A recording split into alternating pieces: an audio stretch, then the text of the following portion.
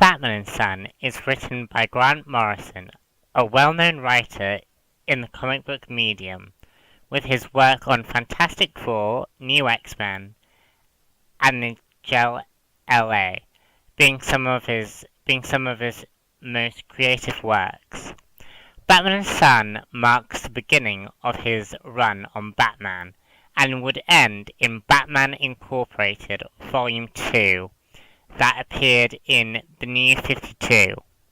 Batman and Son is inspired by an Elseworld story called Batman, Son of Demon. An animated film has recently come out this year based on this story. So the story begins with Batman taking down the Joker, and during this process, and basically what's happened is that Batman is cleaning up Gotham, and that nearly all of Batman's rogue gallery has been jailed. Bruce Wayne has to also relearn how to play Bruce, as he has begun to talk in the Batman voice. In an effort to do this, Bruce attends a charity event where we see him acting as Bruce Wayne. Elsewhere, we learn that Dr. Langstrom, aka Man-Bats, is being blackmailed by an unknown party who have threatened to poison his wife. Langstrom complies, and new ninja Man-Bats storm the charity event, forcing Bruce to don the Batman costume. Batman fights the Man-Bats, but is overpowered by them. Talia al Ghul appears and reveals that Ra's al Ghul has died, and that he has a son named Damian Wayne. Batman shows Damian the Batcave, as well as introducing Damian to Tim. Damian, however, acts like a spoilt brat, which prompts Batman to yell at him. Batman then goes after another villain. Later, Tim finds an escaped Damian, who overpowers both Alfred and Tim before meeting Batman as the new Robin. Batman and Damian head straight for the Batcave, where Batman finds a severely injured Tim. Batman and Damian quickly head to an island where Batman rescues the British Prime Minister's wife. Talia reveals her plans to create a dynasty. However, Batman refuses to be a part of it. Talia and Damian are then caught in a blast.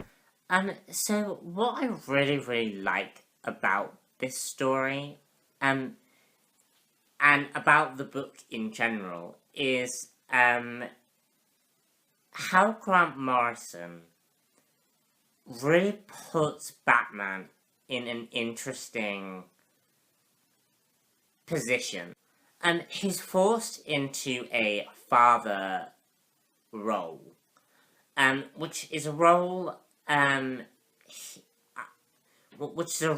I don't think Batman has ever been put in before. But thanks to his experience with all the different Robins that Batman has had, he is able to embrace the father and son, the father role to Damian, who, at the start of this story, Damian Wayne is a spoilt brat. To put it nicely, when Damian Wayne first came out, most readers did not like him. And I can see why, because Damian Wayne acted like a spoiled brat. Through most of this story, like through basically everything right up till Batman, just right up through till Batman and Robin, where Damian Wayne's character is sort of explained in a bit more detail. I think the thing is, and what's established in this book, is that Damian Wayne wasn't raised in a very loving environment. He was basically trained to be an assassin, to replace Batman. And he's never felt any kind of affection. In the movie Batman and Son, I think Batman explains it best. Damian has had a lot of trainers. I'm paraphrasing, but Damian has had a lot of mentors, but no one to love him. And that is what I think Damian Wayne is trying to look for. He's trying to look for that loving environment. And I really liked that. I really liked the whole concept of Damian finding that love. Beginning to find, wanting that love, but never really being able to. I also really, really liked how Bruce parallels his own father. And Bruce sort of remarks on his father and his childhood in this story, which sort of parallels his relationship with his own son. And I just really, really liked this first part to the story. It was a really, really good written story. The next story arc is centered around the Joker, which is written as a book form rather than a comic. In Chapter 1, the story centers on a group of henchmen who is presumably working for the Joker. They're attending a funeral where a man named Bozo has become another victim of the Joker. The main character in the story is infected with Joker's gas, and he collapses with fits of laughter, closely followed by everyone else.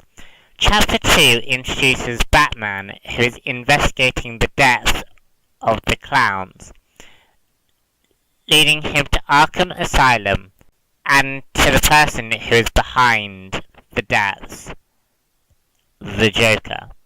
In Chapter 3 to 10, Batman continues his investigations at Arkham.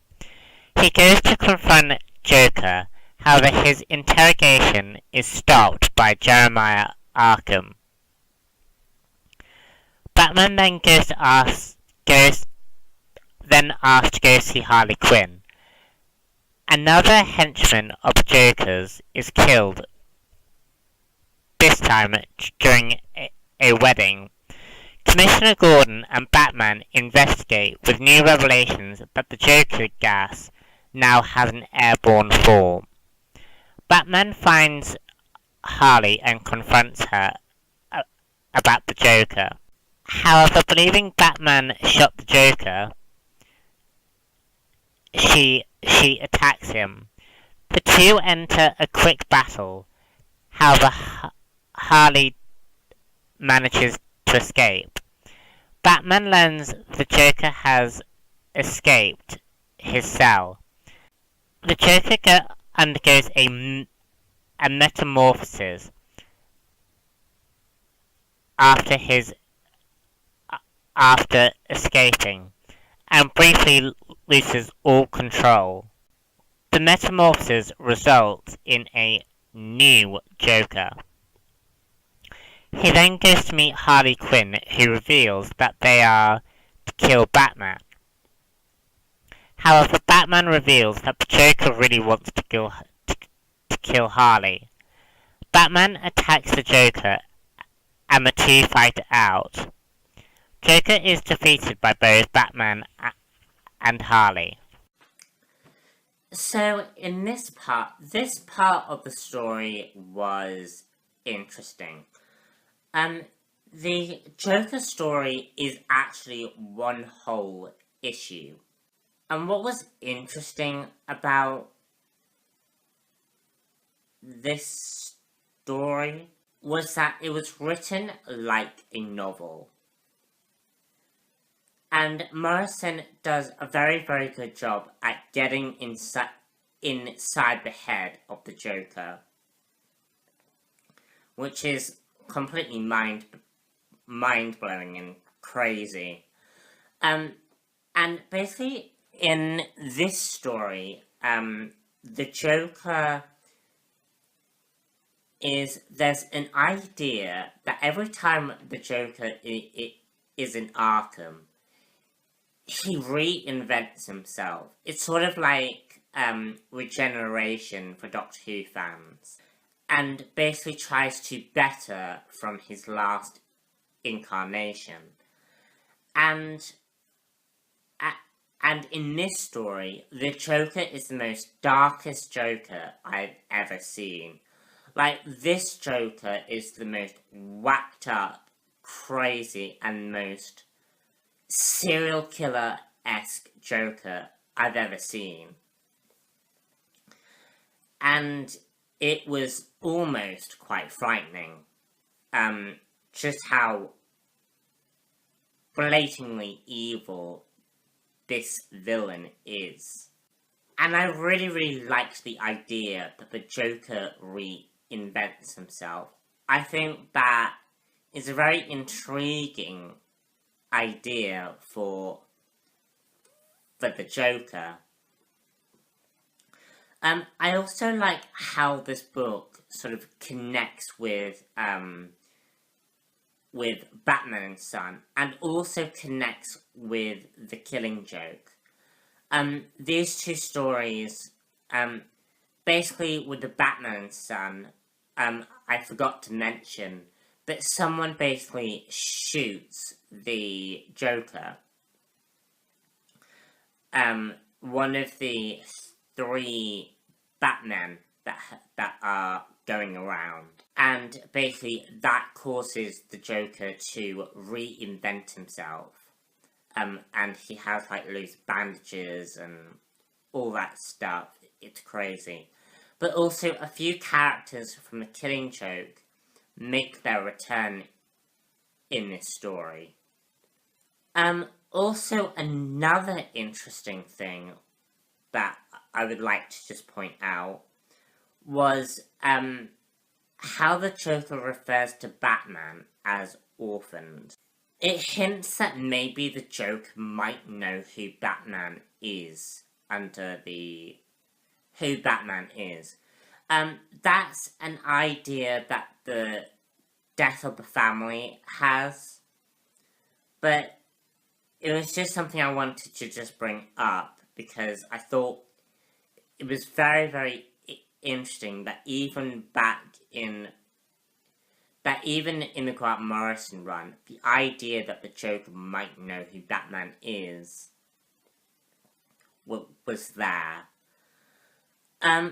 I also really, really like what little artwork there is. It very much reminds me of BioShock. it was just really, really good artwork and suited this story. It felt maybe a bit gamey, but it was a cool little it was an interesting artwork to look at. Comparing this story to other aspects in this book, it's probably perhaps the most weirdest and randomest story. I don't want to say it's bad,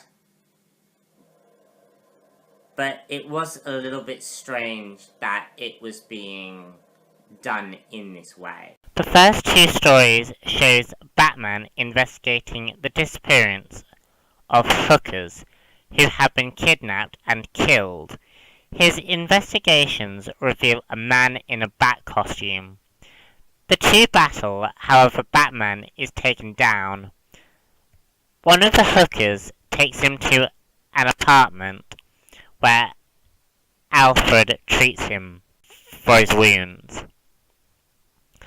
Batman has a dream regarding three Batmen. One is in this story, the other is seen in the last volume, and was the one who shot the Joker. The final Batman is considered the worst one of all. Batman wakes up and mentions the Black Casebook, a book of all the cases Bruce couldn't explain. Tim goes to fight the Hulk Batman, with Bruce donning the costume once more. Batman manages to save Tim and defeat the Hulk Batman, only to find cops protecting the Hulk Batman, revealing that once again the GCPD is corrupt.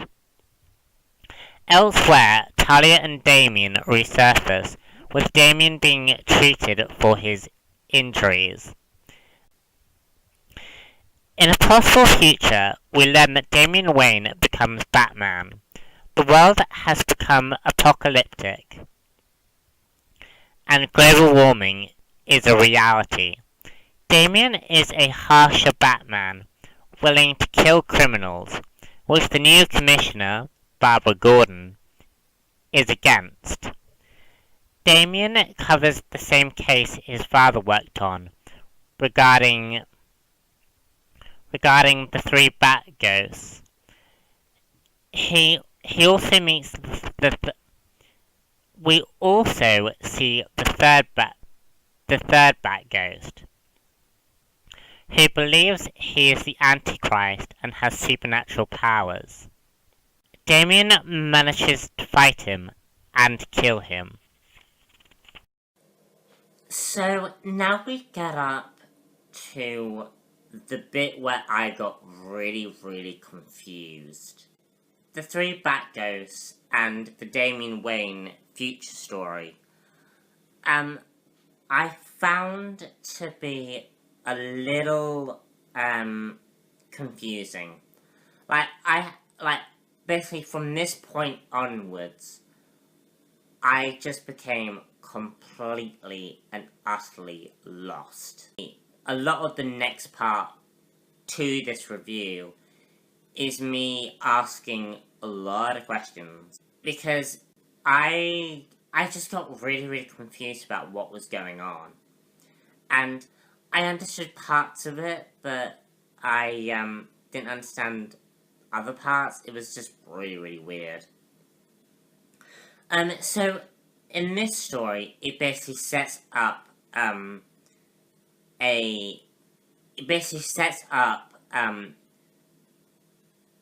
the next few story arcs that are going to be appearing in this book.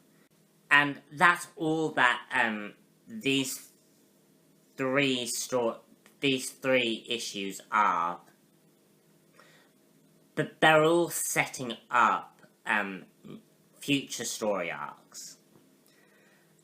It's also revealed that Damien and Talia are alive, and that the whole clone aspect of Damien is sort of introduced here as well. And that becomes important way later in Batman Incorporated. The whole idea of cloning is something very important that I'm not gonna say anything other than that. I've really liked the Jezebel and Bruce's love story as well. Jezebel Jet, at this point, no love story is almost that perfect. Particularly in Batman's life. And I think even back then, I think it was quite clear that Jezebel Jet was not who she seemed. That there was something else. That there was something else going on there.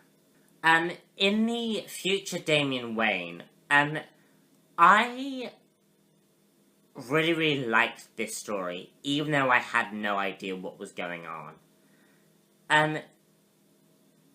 It's a much darker story than anything that happens in this book. And we also get a few details on the origins of Damian and how he became the Batman. And the artwork is really good. So these three stories are probably perhaps one of the most important aspects to this story, because it begins to set up things that are happening in future story arcs. Batman heads to a meeting where he meets with the Club of Heroes, a team he had once been a part of. Here, Batman and his team are hunted down by an organization known as the Black Glove. The Black Glove kills one of the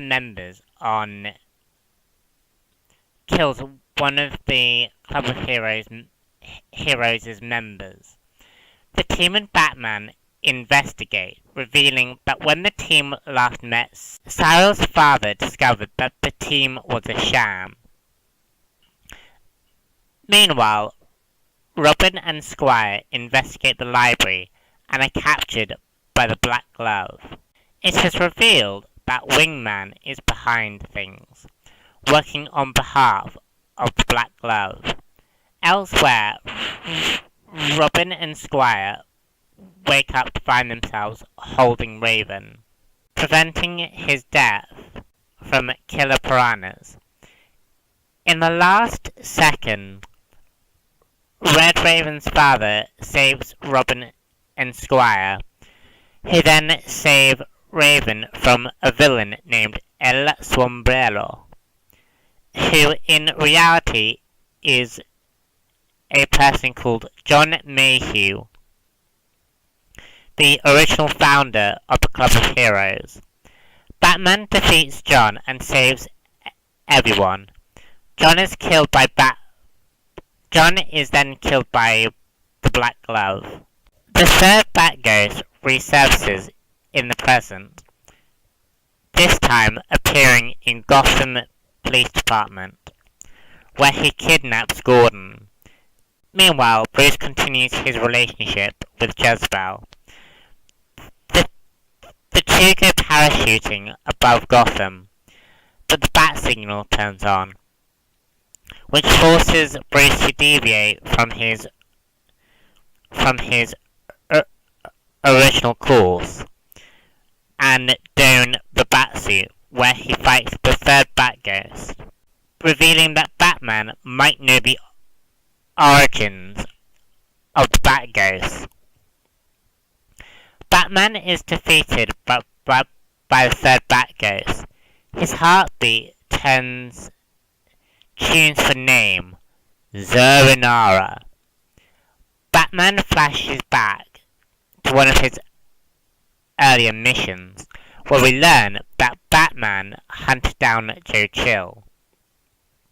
He also took part in an isolation experiment where he hoped to understand how the Joker's mind worked. Batman wakes up and realizes that the third Bat-Ghost has revived him. The origin story for the three Bat-Ghosts is then revealed, revealing themselves to have once been cops who were specifically trained should Batman ever die. Batman overpowers the third Bat-Ghost, only he escapes, foreshadowing a greater enemy in the future, one who might be the death of Batman. Now we get on to the final part and to my conclusion. There's really two sets of story that clash greatly. There's a story going on about the Club of Heroes, which in my opinion should have been a separate story. Because it just, so much of it just felt disconnected from what was going on in the second half of this story. I really liked the Club of Heroes. And they also have that kick-ass vibe. You can really tell that the Club of Heroes are sort of at the bottom of the hero hierarchy. They're not really regarded as heroes. But I really liked these characters. They were probably perhaps really the most intriguing. They were just really fun characters. And the artwork was great. In both of the issues. But again, like my problems with the Uncanny X-Men run that I've been reviewing, my problem is they do that stupid thing where they have artwork for one part of the story, and then they switch it to another part. But why do it in the middle of a story arc? I'll never know. It's just bizarre to me. And also, I also think another problem with this Black Glove story is that where the second half of this story begins, it just happens like that. And it felt like we were missing just chunks of stuff. And I also got really confused about the three Bat-Ghosts. And sort of no explanation in here is really given. I sort of can't really explain it because at this point in the story, I just got completely lost. But I got so confused about this story. And about where both the three Bat-Ghosts and Black Glove, and sort of what story they were trying to tell. I think the thing is, it was too out there for me, and I wasn't able to fully understand. And a lot of this stuff is ripped from the pages of, like, I want to say the Silver Age of comics. Because, like, the Batmite, which is, I think, a Silver Age idea. Certainly Zaranaka is a Silver Age idea, I think. they're all ripped from stories that I've never read before, and they're all crammed into these two different stories, and I just got really, really confused. But Grant Morrison did state when he first did this book that this book was going to be a really out there idea. Think of Grant Morrison's Batman as a cosmic Batman. That's really the best way I can describe both these two arcs and Grant Morrison's Batman in general. It's just a cosmic Batman. It's not a street level Batman, it's a cosmic one. I also really liked that there was an appearance of Joe Chill in this issue. The man who killed Bruce Wayne's parents. And that story really shows how manipulative Batman is. Because Batman does something in this story that was very, very surprising. I think it's interesting that, this book begins to set up the death of Batman. And Talia also is setting up a bigger plan. This story was pretty good. It was an amazing read. Completely mind-blowing. And I got confused in a lot of places. But this is well worth picking up. And particularly for the amount of money that you're paying to buy this book.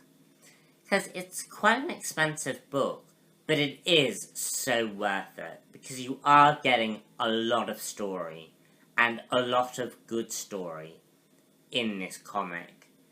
And a lot of ideas are presented here that I think are interesting for a Batman story. So that's why I'm giving it about a 4.5 out of 5. Just a great story. Yeah, confusing at times, but a really, really good story. Nonetheless, go pick it up. Do stay tuned, because I have R.I.P.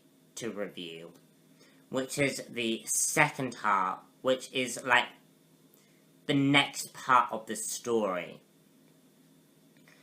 So, stay tuned for that. Bye.